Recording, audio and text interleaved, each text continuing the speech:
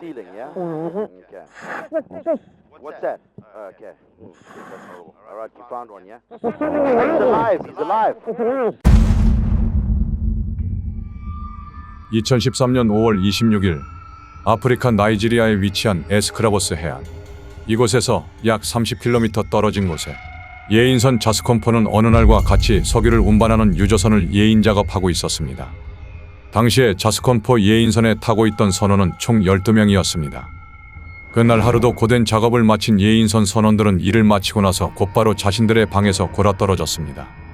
그렇게 시간이 지나 새벽인 오전 5시, 하늘에서 폭풍우가 쏟아지기 시작하며 거센 파도가 몰아치기 시작했습니다. 예인선은 조금씩 파도에 흔들리기 시작했고 얼마 지나지 않아 강력한 파도에 부딪혀 예인선은 순간적으로 전복되었습니다. 그리고 예인선은 30m 해저로 뒤집힌 상태로 가라앉게 되었습니다. 선원들은 즉시 잠에서 깨어났지만 충격적이게도 전복된 예인선에서 곧바로 탈출할 수 없었습니다. 나이지리아 해안 근처에는 약탈하려는 해적들의 지속적인 위협이 있습니다. 그래서인지 선박에서는 선원들이 자는 동안 해적들의 위협으로부터 안전을 지키기 위해 방문을 무조건 걸어 잠그고 취침해야만 했습니다.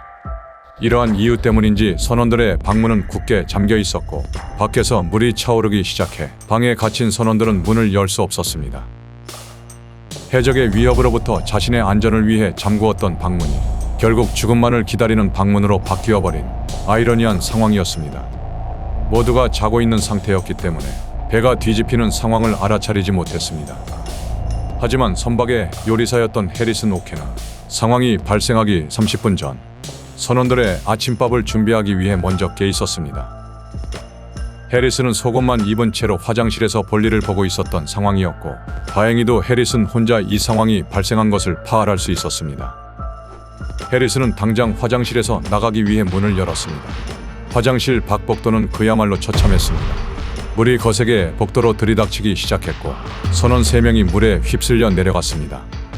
순식간에 3명이 물에 휩쓸려 나간 충격적인 상황을 목격한 해리슨은 물길을 헤쳐나가 좁은 복도를 헤엄쳐가기 시작했습니다. 아무것도 보이지 않는 칠흑의 어둠 속에서 헤엄쳐간 곳은 다름 아닌 선장실이었습니다. 선장실에는 약간의 에어포켓 공간이 남아있었고 다행히도 해리슨은 이 공간에서 숨을 쉴 수는 있었습니다. 해리슨은 이제 다른 시급한 문제들을 해결해야 했습니다. 제일 시급한 문제는 다름 아닌 해저 30m 바닷물의 낮은 온도였습니다.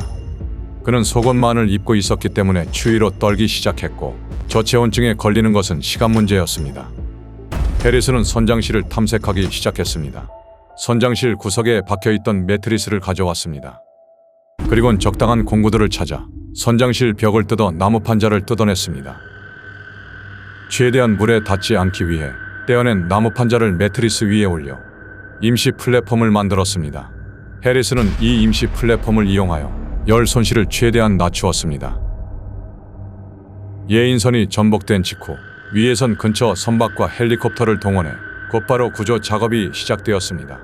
구조 다이버들은 부표를 사용해 배가 전복된 위치를 표시했고 다이버들은 배를 수색하기 시작했습니다. 해리슨은 벽을 두드려 외부에 자신이 여기 갇혀있다고 신호를 보냈습니다. 그의 절박한 마음에도 불구하고 그가 두드린 소리는 다이버들에겐 들리지 않았습니다.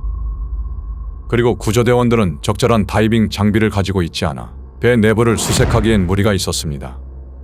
결국 그들은 짧은 시간 동안 생존자의 흔적을 찾지 못한 채 복귀했습니다. 해리슨은 희망을 잃지 않고 선장실 내부에 먹을 수 있는 음식을 찾아보기 시작했습니다. 하지만 내부는 칠흑 같은 어둠으로 시야는 너무나도 제한되어 있었습니다. 선장실 모든 부분을 둘러보았지만 찾을 수 있었던 건 탄산음료 한 병뿐이었습니다. 해리슨은 점점 두려워지고 고통이 찾아오기 시작했습니다. 앞은 한치도 보이지 않는 어둠도 있었지만 바닷물이 해리슨의 몸과 입에 흡수되며 탈수 증상이 나타나기 시작했고 높은 염분으로 인해 피부와 혀는 갈라지는 현상이 발생하기 시작했습니다. 그렇게 시간이 얼마나 지났을까요? 어디선가 부패한 냄새가 에어포켓에 공기를 가득 채우기 시작했습니다. 해리슨은 같은 배에 탄 선원들의 시신이 점점 썩어가며 나는 냄새라고 추측했습니다. 더욱 충격적인 상황은 물고기 또는 갑각류들이 시체를 뜯어먹는 소리가 들리기 시작했습니다. 엄청난 추위, 그리고 지르게 어둠과 시간 감각도 없는 상황에 바로 옆에서 죽은 동료가 바다 생물들에게 뜯어먹히고 있다고 생각한 해리슨이 엄청난 공포에 휘말리는 것은 당연했을 겁니다. 해리슨이 해저에 혼자 갇히고 나서 약 2일의 시간이 지난 뒤 구조 작업을 진행하기 위해 다이빙 팀이 다시 모였습니다. 잠수부 니코와 웨트를 포함한 6명의 잠수부로 구성된 이 팀은 곧바로 인원 구조 작업에 돌입했습니다. 말은 인원 구조 작업이었지만 사실상 시신 수습 작업이었습니다. 해저 30m에서 48시간이 지나 있었던 상태였기 때문에 생존자를 찾는 건 사실상 불가능에 가까웠기 때문입니다. 6명의 팀원은 서로 마이크를 연결하여 지침을 내리고 소통하며 순조롭게 작업을 시작했습니다. 팀원 중 잠수부 니코는 카메라를 장착하고 작업했기 때문에 실제 당시 상황을 엿볼 수 있었습니다. 하지만 해저 작업은 결코 쉽지 않았습니다. 선박의 외부 문을 부수는데 약 1시간 가까이 소요됐기 때문입니다. 결국 잠수부들은 1시간 동안 문을 부수는데 성공하고 팀원은 선박 내부로 진입하기 시작했습니다. 선박이 뒤집혔기 때문에 통로를 찾는데 어려움을 겪었고 흩어져 있는 가구들을 피해 수색하기 시작했습니다. 그리고 진흙 때문인지 시야도 확실하지 않았습니다. 니코가 내부를 돌아다니며 34명의 시신을 수습했습니다. 한편 해리슨은 외부에서 닻을 내리는 소리가 선박 전체에 울려 퍼지는 것을 들었고 곧바로 벽을 두드리기 시작했습니다. 정말 다행이게도 잠수부들은 어디선가 두드리는 소리가 난다는 것을 파악했고 곧바로 소리가 나는 쪽으로 이동했습니다. What's that? Okay. That's horrible. All right, you found one, yeah? He's alive. He's alive. Okay, keep him there. Keep him there. All right.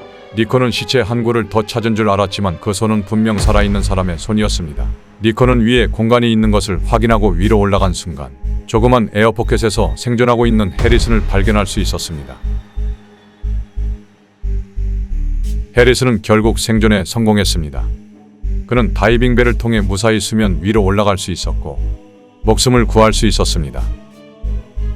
이후 전문가들이 당시 선장실의 에어포켓을 조사한 결과 약 50시간을 숨 쉴 수 있는 산소만 존재했다고 이야기합니다. 조금만 늦었어도 산소 부족으로 사망할 수 있었던 해리슨은 다행히게도 가족의 품으로 돌아갈 수 있었습니다. 더 놀라운 점은 해리슨은 자신이 물속에서 12시간밖에 있지 않았다고 생각했다는 것입니다. 배가 전복되었지만 조그마한 에어포켓을 찾아 생존에 성공한 해리슨. 오늘의 이야기는 여기까지입니다.